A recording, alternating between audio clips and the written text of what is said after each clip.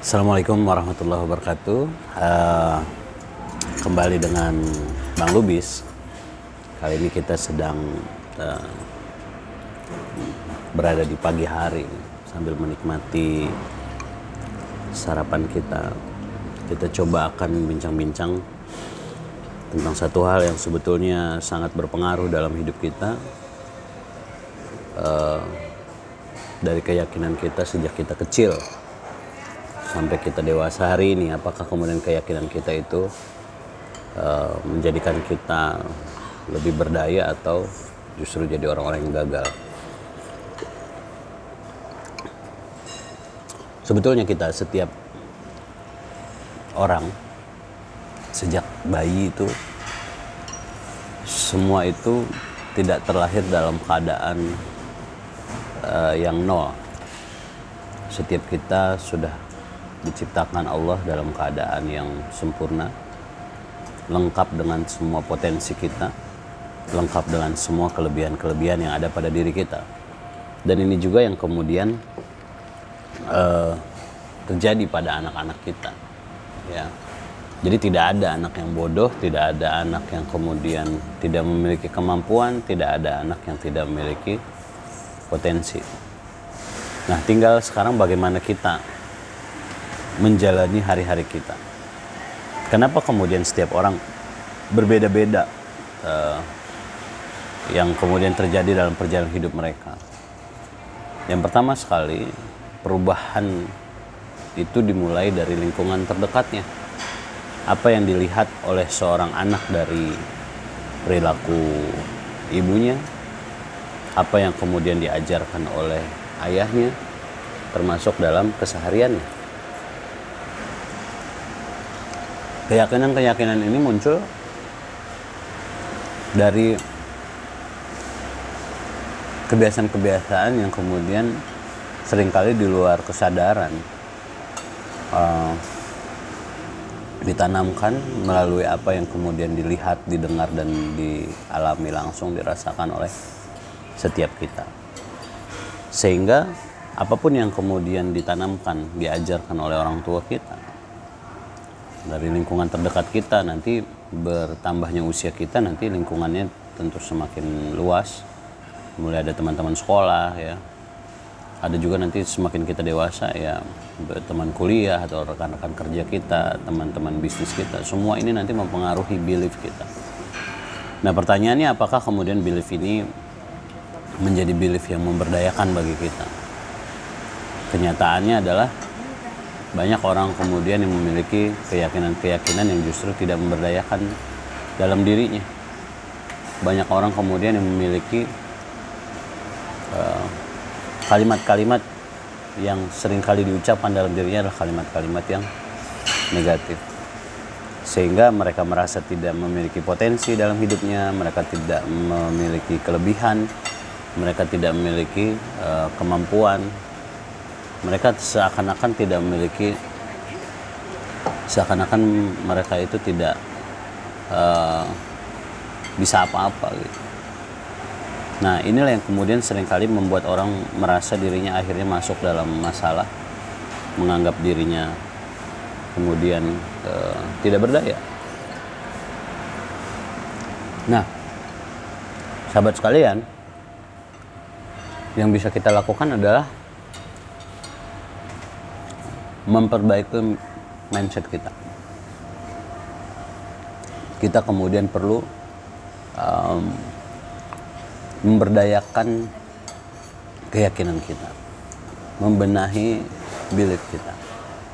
Karena ucapan-ucapan orang yang pernah kita dengar, pengalaman yang pernah kita lewati, buku yang kita baca, tontonan kita, semua itu mempengaruhi sistem keyakinan dalam diri kita. Maka kita bisa periksa kembali gitu. Pikiran-pikiran dan ide kita selama ini memang sangat tergantung dengan lingkungan kita. Nah, ketika kita ingin merubahnya, sahabat sekalian, maka yang perlu kita rubah itu adalah lingkungan kita. Coba perhatikan teman-teman kita. Ketika kita ingin keyakinan kita positif, berdaya, maka berteman dan berkumpullah lebih sering lagi dengan orang-orang yang kemudian memiliki mental berdaya. Ketika Anda membuka tayangan-tayangan di YouTube, pastikan yang ada tonton itu adalah tontonan yang membuat Anda berdaya. Otak Anda akan diisi dengan apapun yang Anda lihat dan Anda dengar. Itu tadi yang kemudian kita jelaskan di awal. Maka kalau tontonan Anda adalah tontonan-tontonan sampah dari YouTube, maka isi kepala Anda adalah sampah. Bagaimana Anda bisa berpikir menjadi orang hebat, orang besar ketika yang Anda masukkan ke dalam pikiran dan hati Anda adalah sampah? Otomatis kalimat-kalimat yang keluar dari lisan Anda juga adalah sampah. Dan ini banyak sekali terjadi hari ini. YouTubers hari ini tidak sedikit yang kemudian dalam berkomentar juga mengeluarkan kata-kata yang kasar sehingga lebih cepat menyebar kebiasaan-kebiasaan itu. Dan kita lihat hampir di jagat sosial media itu orang-orang rata-rata berbicara dengan kata-kata yang tidak pantas dan kasar. Karena memang seperti itulah proses terjadinya gitu. Nah, maka ketika kita ingin keluar dari kebiasaan-kebiasaan negatif itu, pastikan sebelum Anda mengklik sebuah thumbnail atau judul di YouTube itu, kita perlu kemudian bertanya, kira-kira ini video ini tayangan ini ketika saya saksikan apakah membuat saya pikiran saya lebih baik, pikiran saya lebih sehat, keyakinan saya lebih baik, keyakinan saya lebih sehat. Jadi tidak sembarangan kemudian kita memasukkan semua informasi itu ke dalam pikiran kita, karena sangat mempengaruhi seperti apa kita berpikir dan menjalani hidup kita. Kalau kemudian yang hanya kita masukkan dalam pikiran kita itu adalah sekedar hiburan demi hiburan, maka otak kita akan dipenuhi dengan hiburan dan hiburan. Kalau kita kemudian memasukkan dalam pikiran kita seperti apa visi masa depan atau berbicara tentang kebenaran dengan hal-hal positif, maka kita pun akan terarah ke sana. Nah, maka sahabat sekalian, penting bagi kita untuk kemudian memperhatikan lingkungan kita ketika kita ingin lebih positif lagi. Nah, setelah kemudian kita memperbaiki lingkungan kita, apa yang kita tonton, pastikan tontonan positif. Di YouTube juga sangat banyak. Ketika Anda googling, Anda cari tayangan-tayangan yang kemudian positif juga. Kemudian ketika Anda berteman, berkumpullah dengan orang-orang yang membuat suasana hati Anda juga positif.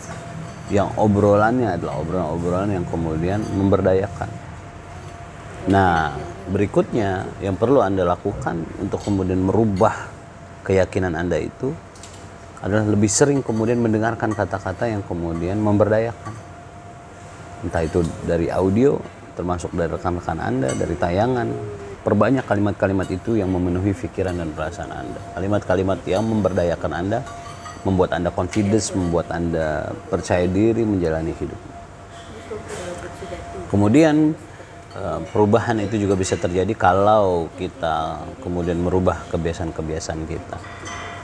Coba perhatikan kebiasaan-kebiasaan apa yang masih dikerjakan selama ini yang ternyata kalau dikelompokkan dia menjadi kebiasaan-kebiasaan yang tidak memberdayakan.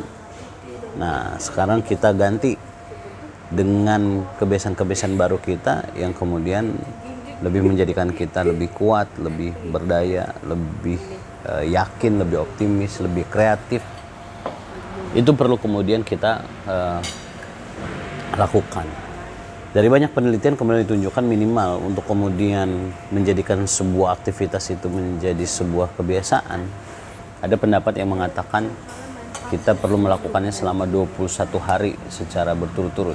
Dalam referensi lain dikatakan juga kita perlu melakukannya selama 66 hari untuk kemudian menjadi kebiasaan. Jadi sebetulnya kalau nanti kita sudah terbiasa melakukan sesuatu, kebiasaan-kebiasaan itu selama 21 hari atau bahkan sampai 66 hari itu, nanti setelah itu karena sudah terbiasa fisik kita melakukannya setelah 66 hari itu, maka kita akan merasa kurang nyaman kalau kita tidak melakukan kebiasaan-kebiasaan baru yang kita buat itu. Maka teman-teman sekalian, sahabat-sahabat sekalian, yang perlu kita lakukan adalah memperbaiki juga kebiasaan-kebiasaan kita.